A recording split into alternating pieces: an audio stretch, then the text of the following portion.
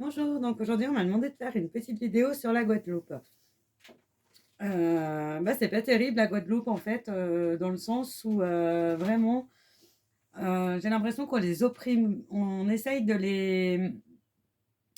C'est comme si on n'est toujours pas sorti de il y a 200 ans en arrière où on les prend pour des esclaves et qu'ils n'ont rien à dire quoi. À un moment donné, l'esclavage est aboli, ils ont des droits, ils sont des êtres humains comme tout le monde, peu importe leur couleur, peu importe où ils sont nés, on est quand même tous des êtres humains. Et eux, heu, on dirait qu'il y a quand même un espèce de truc latent qui fait qu'on les traite encore, comme des parias dans la société française. Et ça, c'est terrible, hein. Franchement, moi, ça me révolte. Parce qu'on leur donne le minimum, on les aide le minimum. Par contre, pour leur taper sur la figure, c'est le maximum. Et ben moi, je dis qu'ils ont bien raison de se révolter. Et ils vont pas se laisser faire. Ils vont continuer à aller au front. Ils baisseront pas les bras.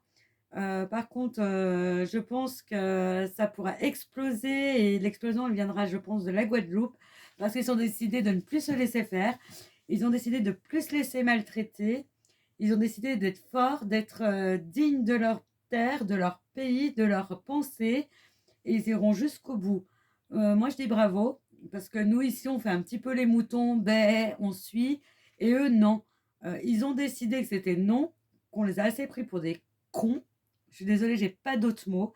Et maintenant, ils ont décidé que c'était stop. Parce que leurs hôpitaux, ils sont limite insalubres. Ils n'ont pas assez de matériel. Ils n'ont pas assez de produits. Ils n'ont pas assez de médicaments. Après, on leur dit, ben, allez vous faire piquer par des trucs auxquels ils n'ont pas confiance.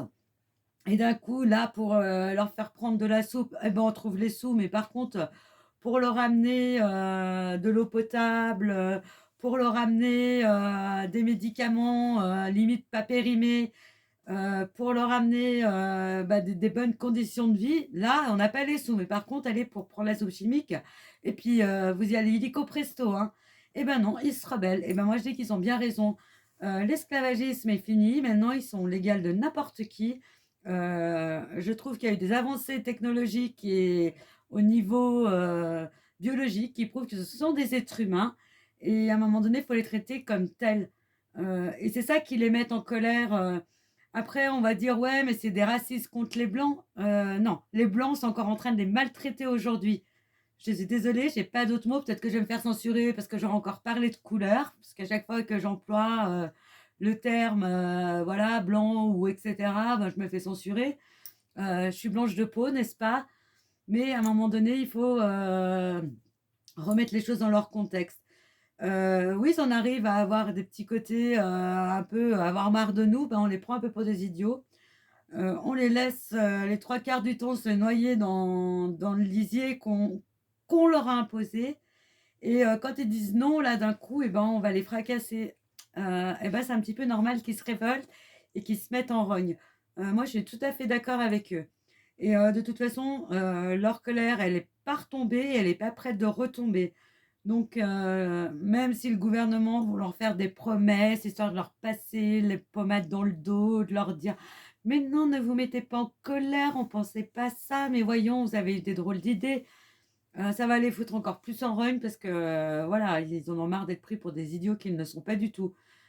Donc moi, je leur dis bon courage et puis, battez-vous jusqu'au bout pour vos convictions. Ayez foi, les choses vont changer, mais bon, pas sans révolte. Je vous souhaite une bonne journée, je vous dis à bientôt.